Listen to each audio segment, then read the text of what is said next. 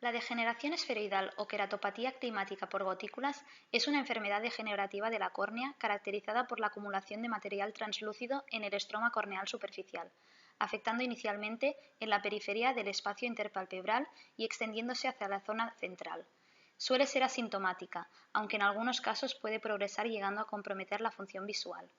Esta patología poco conocida fue descrita por primera vez por Vieti en 1955, cuando observó una clínica específica en la región suroeste de Arabia Saudita, describiéndola como distrofia nodular de Vieti. Debido a la amplia distribución geográfica de la entidad y a los diversos autores que la han descrito, es conocida por una gran variedad de nombres, como podrían ser distrofia nodular de Vieti, queratopatía climática en gotículas, degeneración en gotículas de aceite, entre otros. Generalmente aparece a partir de la cuarta década de la vida, como podemos ver en la figura 4, siendo el pico máximo en la década de los 50. Respecto a su distribución por sexo, afecta típicamente a varones. En general es poco prevalente, pero esta prevalencia aumenta en aquellas áreas que presentan temperaturas extremas, poca humedad, presencia de viento y arena y niveles elevados de exposición a radiación ultravioleta. Asimismo, es una causa frecuente de ceguera en los países subdesarrollados. Estudios anteriores estimaron una prevalencia del 6% en Londres, una prevalencia del 18% en Estados Unidos y de un 57% en Etiopía, lo que demuestra que depende de las características climáticas y ambientales comentadas anteriormente. Debido a que esta patología es frecuente en zonas con dichas condiciones climáticas, se observó que es más frecuente en personas cuyo trabajo se realiza en el exterior. Como muestra la figura 5, analizando diversos profesionales expuestos a estos factores, se vio que los pescadores presentan una frecuencia significativamente mayor. Por ese motivo, esta patología también recibe el nombre de queratitis del pescador. Aunque no está bien establecida la etiología de esta enfermedad, sí es conocido que afecta típicamente a varones que trabajan al aire libre, siendo los factores de riesgo la exposición a radiaciones ultravioletas, que es el factor etiológico principal, las temperaturas extremas, las condiciones áridas y ambientes secos y los microtraumatismos con partículas de arena y viento. En algunos estudios se han descrito casos entre familiares consanguíneos, por lo que la genética podría jugar un papel aún por conocer. Así pues, la edad avanzada de los pacientes y las rigurosas características climáticas y ambientales de la región son los principales factores que contribuyen a la degeneración esferoidal. Los antecedentes de otras patologías oculares, como la queratopatía herpética, la neovascularización corneal, el glaucoma y las distrofias corneales, entre otras, también se relacionan con el desarrollo de esta entidad. En cuanto a la patogenia, se caracteriza por el acúmulo de depósitos proteicos en la zona interpalpebral. Según la hipótesis más aceptada, estos acúmulos podrían provenir de la degradación de una proteína plasmática por los rayos ultravioletas. Dependiendo de la etiología, algunos autores clasifican esta degeneración corneal en formas primarias, secundarias y familiares. En la degeneración esferoidal primaria o tipo 1 no existe evidencia de patologías previas. Las lesiones son con frecuencia pequeñas y se disponen en la periferia de la córnea, por lo general en la posición horaria de las 3 y de las 9. Habitualmente ambos ojos están afectados y únicamente en estadios muy avanzados estas lesiones confluyen para formar placas. La degeneración esferoidal secundaria o tipo 2 se asocia a un padecimiento previo de enfermedad ocular de larga duración, entre ellas el glaucoma, la infección herpética y las distrofias, sobre todo la distrofia endotelial de Fuchs. Los depósitos son más grandes, elevados y progresan hacia el centro de la córnea. Se congregan sobre zonas de cicatriz y vascularización y su afectación suele ser unilateral. En el caso de la degeneración esferoidal conjuntival o tipo 3, consiste en la presencia de material esferoideo sobre una conjuntiva previamente alterada por una pinguécula o pterigión. Por último, la degeneración esferoidal familiar, que clínicamente es idéntica a la forma primaria, tiene una presentación familiar. En cuanto a la clínica, se presenta como un trastorno generalmente bilateral y asintomático, pero a medida que progresa y se extiende por la córnea, provoca síntomas como irritación ocular, sensación de cuerpo extraño y disminución visual una vez que las lesiones progresan y afectan a la córnea central con compromiso del eje visual. Por otro lado, los signos oftalmológicos que podemos encontrar son depósitos de gránulos o esferas de color ámbar que afectan principalmente a la capa de Bowman y al estroma superficial de la córnea interpalpebral periférica, como se puede observar en la imagen. La conjuntiva contigua a esta zona también puede estar afectada. Las lesiones se extienden centralmente en forma de banda, se agrupan y en estos estados más avanzados se hacen nodulares, produciendo una queratopatía en banda no cálcica. Estos depósitos nodulares tienen un aspecto característico que recuerda a gotas de aceite. Por este motivo, también se llama degeneración en gotas de aceite. Estos depósitos contienen, entre otras sustancias, proteínas anómalas de elevado peso molecular y ricas en triptófano, tirosina, cisteína y cistina, tejido fibrinoide y en ocasiones material amiloide. El origen de estos materiales se desconoce, pero existen diversas hipótesis, como por ejemplo que se trate de proteínas plasmáticas que difunden a través de la córnea y precipitan en la capa de Bowman, o bien que deriven de las alteraciones moleculares sufridas por el colágeno y en la matriz extracelular de la córnea y la conjuntiva. Referente al diagnóstico, la degeneración esferoidal es una entidad clínicamente bien definida, por lo que su diagnóstico se basa en la sintomatología del paciente. No obstante, es muy importante realizar una buena historia clínica para poder identificar posibles factores de riesgo. A continuación, se tiene que realizar una exploración oftalmológica. Esta se hará en base a la clínica que refiere al paciente. Por ejemplo, si refiere pérdida de agudeza visual, esta debe ser analizada. Lo más importante es hacer un examen cuidadoso con lámpara de hendidura, ya que así la enfermedad se puede diagnosticar incluso en sus etapas iniciales. Con la lámpara de hendidura se puede observar los signos característicos de esta patología, como son la presencia de pequeños y medianos depósitos corneales esféricos subepiteliales de coloración dorado-amarillenta o ambarina y translúcida. Estos depósitos se localizan principalmente en el espacio interpalpebral.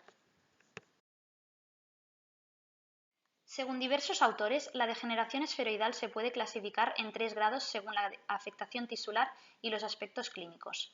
El grado 1 se caracteriza por depósitos pequeños subepiteliales confluyentes, localizados cerca del limbo temporal y o nasal. En este estadio, la agudeza visual está conservada.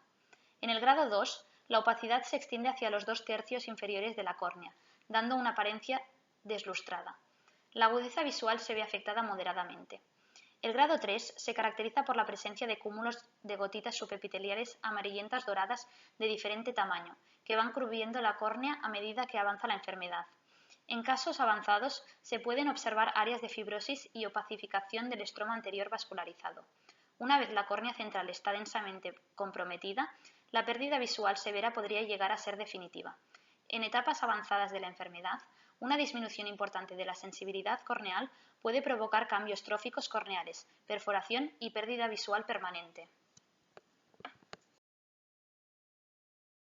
La biopsia, la histología y la microscopía electrónica pueden ayudar a confirmar el diagnóstico, aunque no sean necesarias para diagnosticar la enfermedad. Normalmente se realizan con fines de investigación. En cuanto a la histopatología, una vez obtenidas las secciones de la córnea, estas pueden ser teñidas con diferentes sustancias. En la imagen número 10 se ha utilizado una tinción específica para tejido elástico. Se puede observar los depósitos globulares proteínicos típicos de la patología en la membrana de Bowman. En la imagen número 11 se ha utilizado hematoxilina eosina, donde también se pueden observar dichos depósitos localizados en el espacio subepitelial.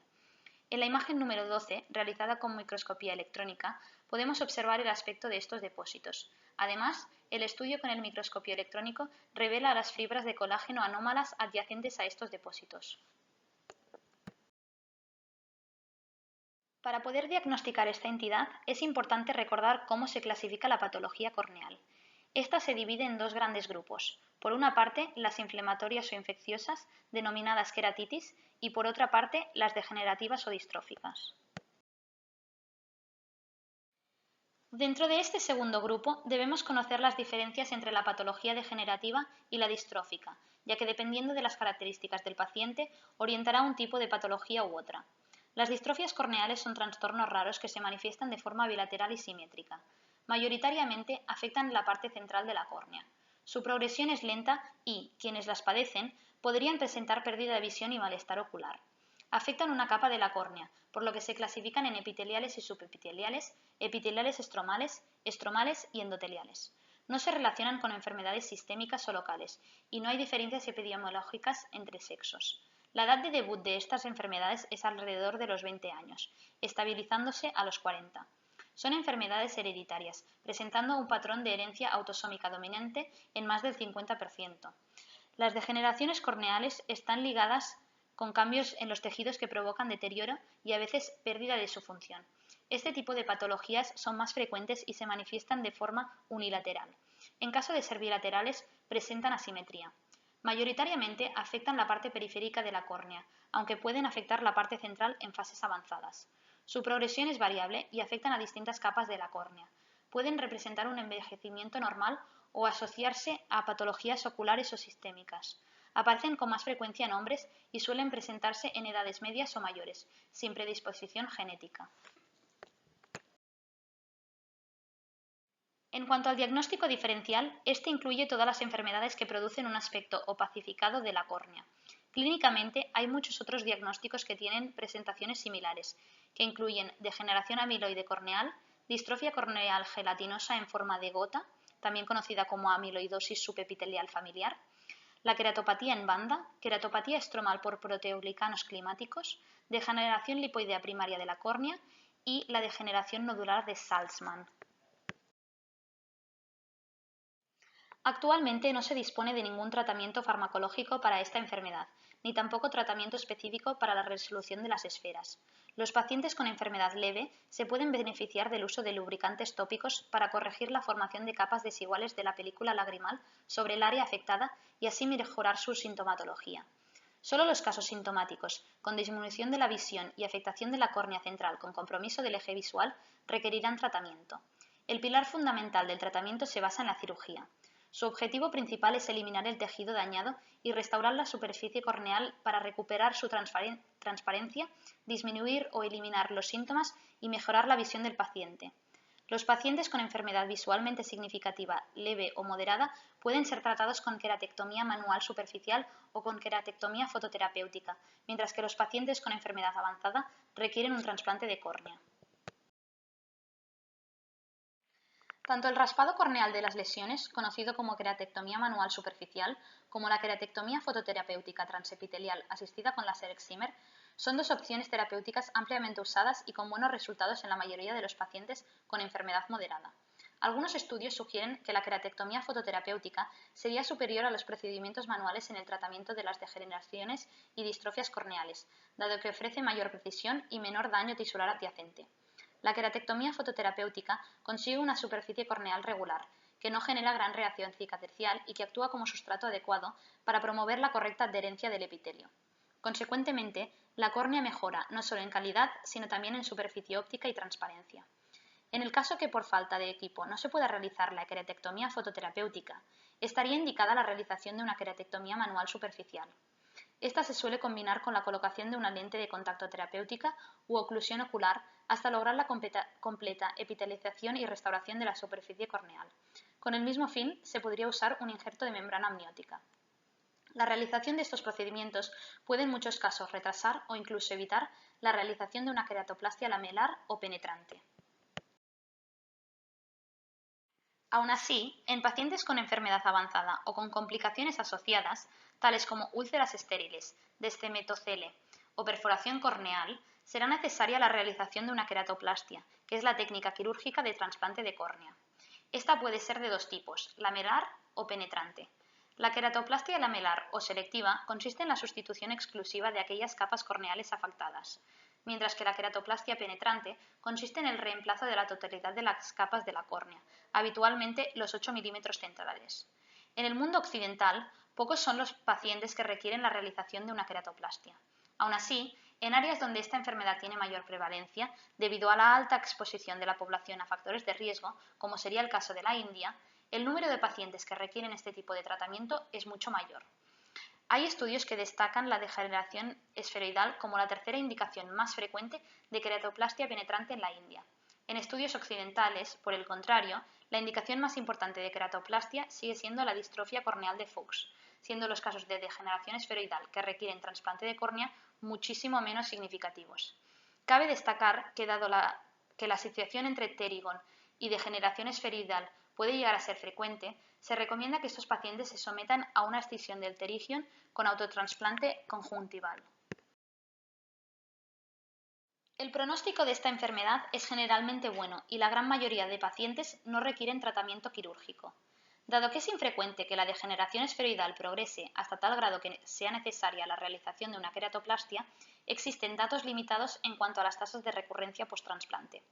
Algunos estudios han demostrado una recurrencia de la enfermedad desde los 3 años y medio hasta los 7 años después de la queratoplastia, tanto lamelar como penetrante, siendo la media de años hasta la recurrencia de 4.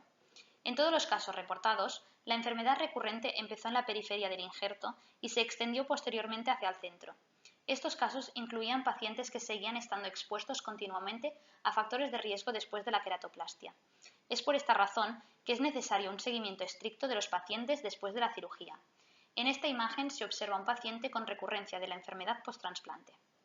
Aunque la enfermedad es de progresión lenta, el compromiso visual significativo es una consecuencia a largo plazo en pacientes no tratados, especialmente en áreas del mundo con exposición ambiental o climática severa.